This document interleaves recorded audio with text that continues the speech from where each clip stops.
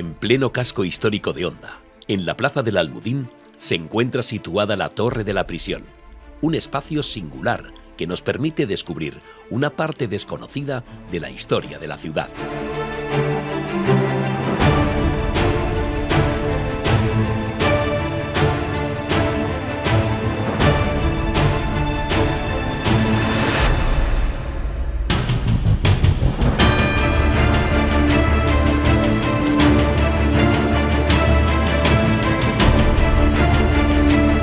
El origen de este edificio cabe buscarlo en el siglo XVI, después de un largo periodo de rivalidad entre la corona y la orden de Montesa por controlar la jurisdicción en la villa, que dio pie a numerosas concordias o sentencias.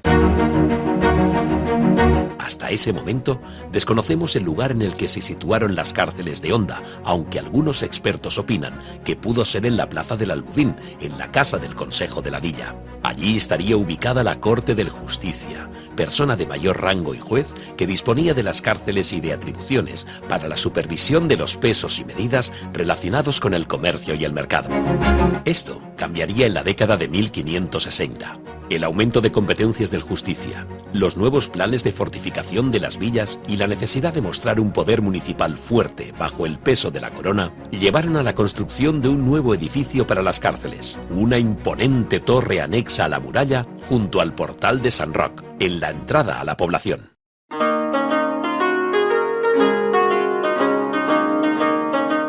La primera representación gráfica de esta torre de la cárcel la encontramos en la Crónica de la ínclita y coronada ciudad y reino de Valencia, de Rafael Martí de Viciana, publicada en 1564, donde se muestra una detallada representación de la villa de Honda. En ella podemos ver el acceso a la ciudad por el citado portal de San Roc, que desembocaba en la plaza del Mercado o del Almudín, y el edificio de las cárceles. Otros elementos de este dibujo relacionados con la justicia de la villa son la horca, en la que se colgaba a los condenados a muerte, y el pelleric o picota, un pilar de piedra o madera en el que se exponía públicamente a los reos, ambos situados en la entrada de la villa para demostrar que Honda era, ante todo, una ciudad ejemplar a la hora de impartir justicia.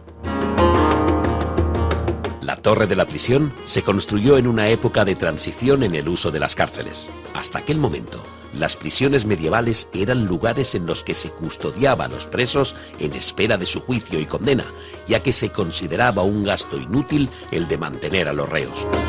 Aunque las penas podían ser desmesuradas respecto a los delitos y eran frecuentes los castigos corporales, las mutilaciones o la pena de muerte, también podían conllevar otros correctivos como multas económicas o los trabajos forzosos, como los que se cumplían en el ejército o en las galeras.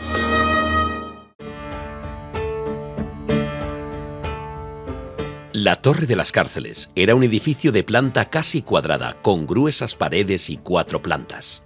En la planta baja se situaría la zona de administración del presidio, donde el Justicia aplicaría la ley contra los criminales, efectuaría los registros y consignaría las pertenencias de los reos hasta su liberación.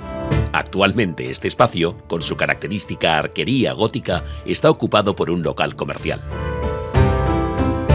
La segunda planta formaría parte de la zona carcelaria propiamente dicha, situándose en ella una sala común de presos. Esta sala actualmente no es visible, ya que está ocupada por una vivienda particular. En la tercera planta, con su característica cubierta de bóveda de arcos entrelazados, se situaba otra sala general de presos. Como el resto, estaba custodiada por una doble puerta de acceso.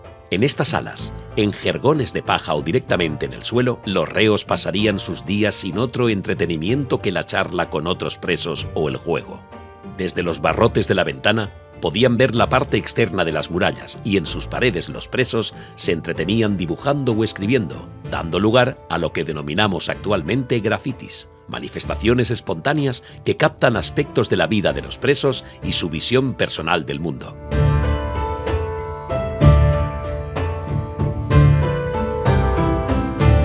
La cuarta y última planta poseía también una sala general de presos. por ser la más alejada del suelo y la más fría de las estancias, albergaba a los reos más peligrosos. Las paredes muestran diversas argollas a las que se encadenaría a los más violentos, y en un extremo de la estancia se hallaban 2 mazmorras o celdas para aislar a los cautivos más peligrosos.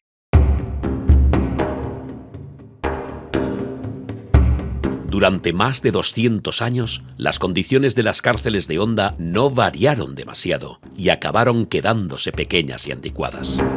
Probablemente a finales del siglo XVIII, la necesidad de obtener ingresos que mejoraran la situación económica del municipio llevó al ayuntamiento de Honda a vender las 2 primeras plantas de la torre. Esto agravó todavía más la situación precaria de las prisiones, que quedaron reducidas a 2 únicas salas frías, húmedas e insalubres.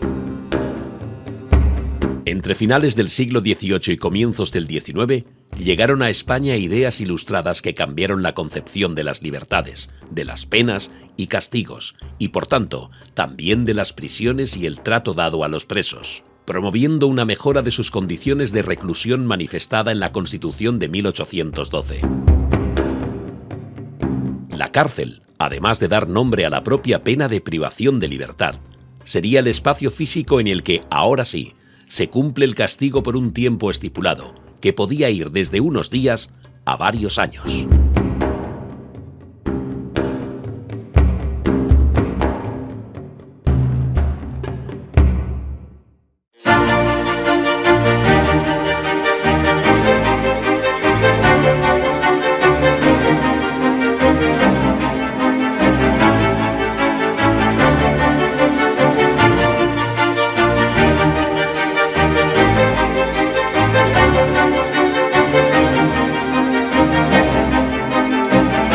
En 1814, Honda será designada como cabeza del partido judicial, centralizando los aspectos de jurisdicción sobre una treintena de pueblos de la comarca. En 1821 se instaurará el juzgado de primera instancia y la antigua prisión se convertirá en cárcel de partido. La preocupación por los presos llevará a la comisión municipal a estudiar la cuestión de las casas de corrección, especialmente entre 1821 y 1822, informando sobre el mal estado en el que se hallaban las 2 salas de la cárcel de Honda, donde el hacinamiento de los presos preocupaba en los periodos de epidemias y aconsejando medidas para mejorar sus condiciones de salud e higiene con el traslado de presos, fumigaciones o la ampliación de las cárceles.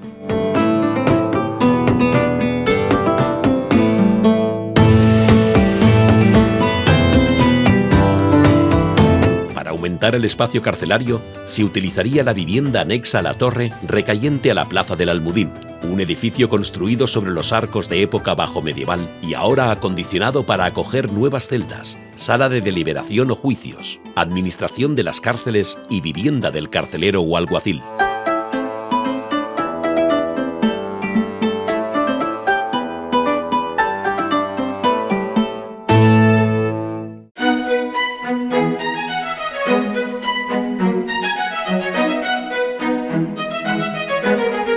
Pero el nuevo papel de las cárceles sería efímero. Con el paso del tiempo, las nuevas cárceles y calabozos instalados en cada ayuntamiento y las penitenciarías provinciales derivarían a muchos de los presos, y las viejas cárceles de Honda se convirtieron en un espacio de carácter local similar a un retén policial, acogiendo a delincuentes menores durante breves espacios de tiempo.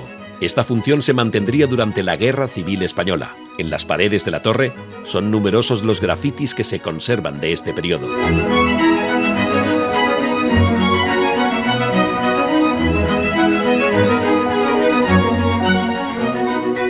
Otro de los elementos de interés de la torre es su reloj, instalado en 1940 y fabricado en los talleres Cronos, con sede en la localidad catalana de Roquetas, en Tarragona. A finales de la década de 1970, la torre y la vivienda dejaron de utilizarse como cárcel, acabando así con más de 400 años de uso ininterrumpido.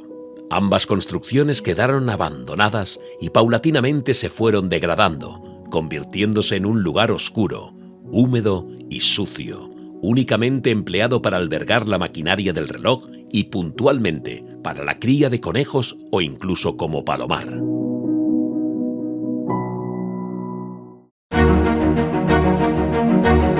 Después de un largo proceso de rehabilitación, el Ayuntamiento de Onda ha procedido a la recuperación de este espacio tan arraigado a la historia de la ciudad.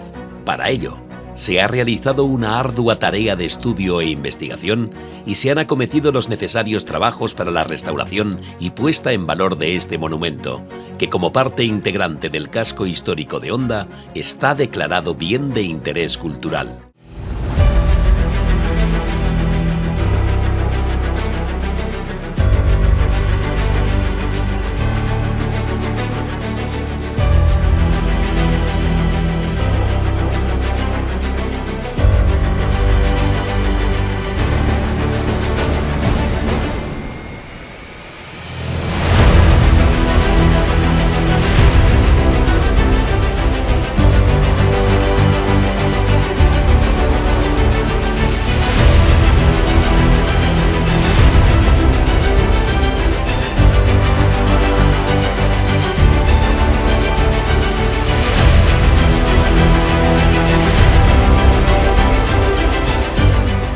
Así, el espacio se ha acondicionado para su visita, siendo musealizado en parte, conservando muchos de sus elementos originales y rescatando otros para seguir mostrándolos al público, y convirtiendo las antiguas prisiones no solo en un nuevo recurso patrimonial, sino también en un nuevo espacio museístico al servicio de la ciudadanía. Ahora que conoce su historia, le animamos a seguir descubriendo los secretos que guardan las paredes de la Torre de la Presó, que han forjado también la historia de Onda.